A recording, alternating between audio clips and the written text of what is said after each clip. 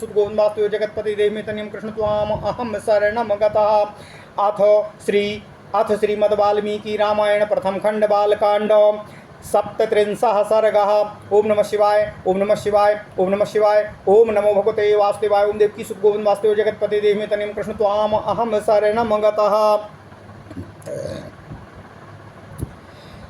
गंगा जी से कार्तिकेय की उत्पत्ति का प्रसंग।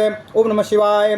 तप्यमाने तदा देवे सेन्द्राः साग्निपुरोगमाः असेनापतिं भीपसन्तः पितामहमुपागमनो ततो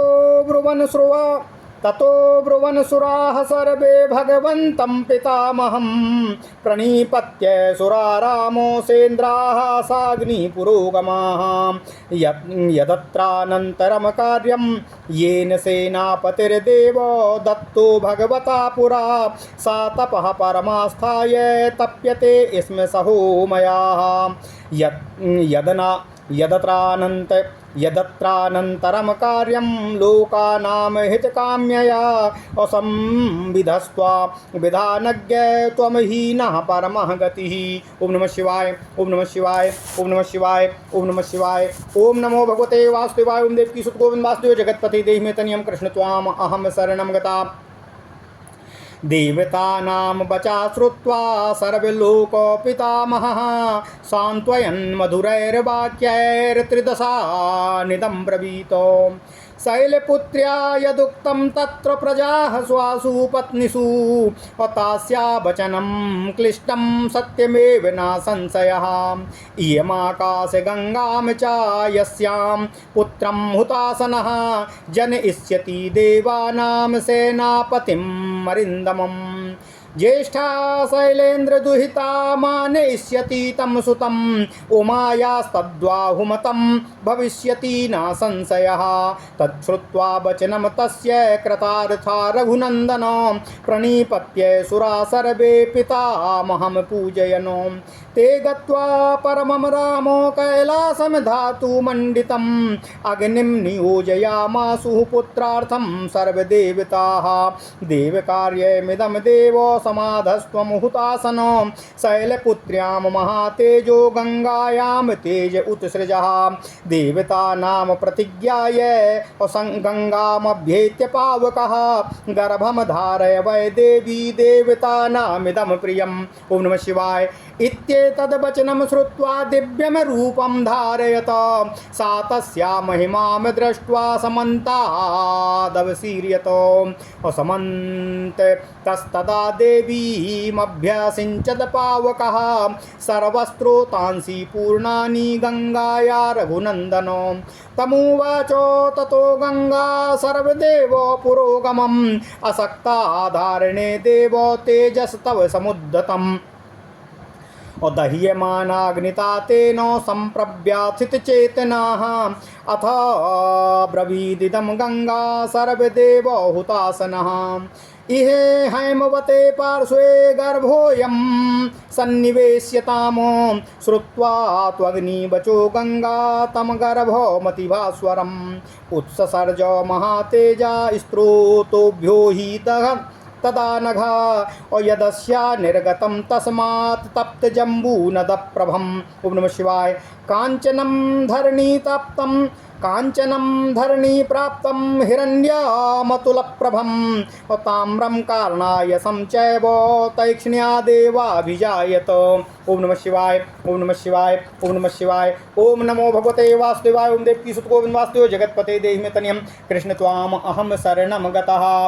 मलं तस्याभवत् तत्र त्रपूसी सकमेव च तदेतद्वर्णीं प्राप्य नानाधातुर्वर्धत निक्षिप्तमात्रे गर्भे तु तेजोभिरभिरञ्जितं सर्वं पर्वतसन्नद्धं सौवर्णं भवद् वनं जातरूपमिति ख्यातं तदा प्रभृति राघव सुवर्णं पुरुषव्याघ्र हुतासनं समप्रभम् अत्रणे वृक्षलतागुल्मं सर्वं भवति काञ्चनम् तम कुमारं ततो जातं सेन्द्राः सह मरुद्गणाः क्षीरसंभावनार्थाय कृत्तिका समयोजयन् ताः क्षीरं जातमात्रस्य कृत्वा समयमुत्तमं ददु पुत्रोऽयमस्माकं सर्वासामिति निश्चिताः ततस्तु देवता सर्वाः कार्तिकेय इति ब्रुवन् अपुत्रैः स त्रैलोक्यविख्यातो भविष्यति न संशयः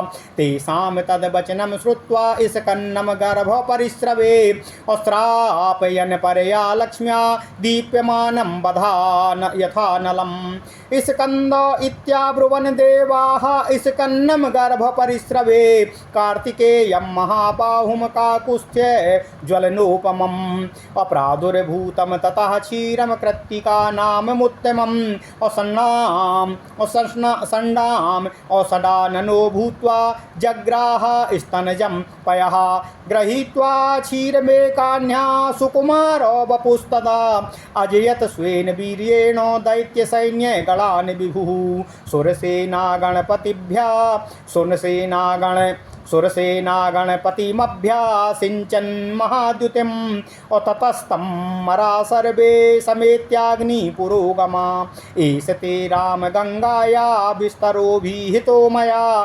कुमारसम्भवश्चैव धन्यः पुण्यस्तथैव च भक्तश्च यः कार्तिकेये काकुस्थ्य भुवि मानवाः आयुष्मान् पुत्रपुत्रश्च स्कन्दसालोक्यतां व्रजेत्।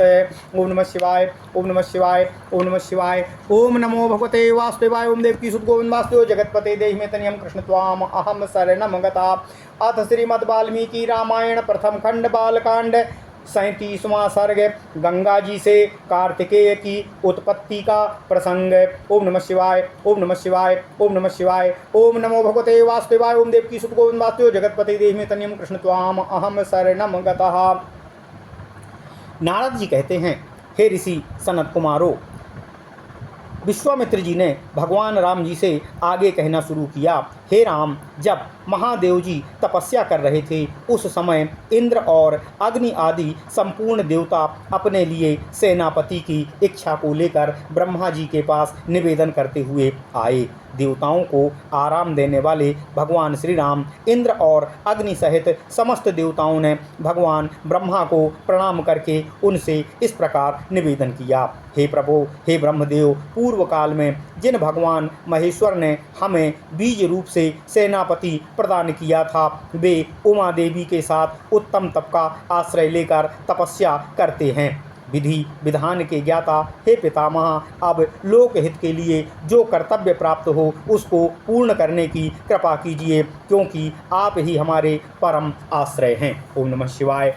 देवताओं की यह निवेदन सुनकर संपूर्ण लोकों के पितामह ब्रह्मा जी ने मधुर वचनों में देवताओं से कहा और उन्हें सांत्वना देते हुए इस प्रकार बोले। देवताओं, हे देवताओं, गिरिराज कुमारी देवी पार्वती ने जो शाप दिया है उसके अनुसार तुम्हें अपनी पत्नियों के गर्भ से अब कोई संतान कभी भी उत्पन्न नहीं होगी। उमा देवी की वाणी अमोघ है, अतः वह सत्य होकर ही रहेगी, इसमें कोई संशय नहीं है। ये हैं उनकी बड़ी बहन आकाशगंगा, जिनके गर्भ में शंकर जी के उस तेज को स्थापित करके अग्निदेव एक ऐसे पुत्र को जन्म देंगे जो देवताओं के शत्रुओं का दमन करने में समर्थ सेनापति होंगे। ये गंगा गिरिराज की ज्येष्ठ पुत्री हैं, अतः अपनी छोटी बहन के उस पुत्र को अपने ही पुत्र के समान मानेगी। उमा को भी यह बहुत प्रिय लगेगा, इसमें संशय नहीं है। हे रघुनंदन, ब्रह्मा जी नारद जी कहते हैं कि ब्रह्मा जी का यह वचन सुनकर सब देवता कृतकृत्य हो गए। उन्होंने ब्रह्मा जी को प्रणाम करके उनका यथोचित पूजन किया। हे श्री राम,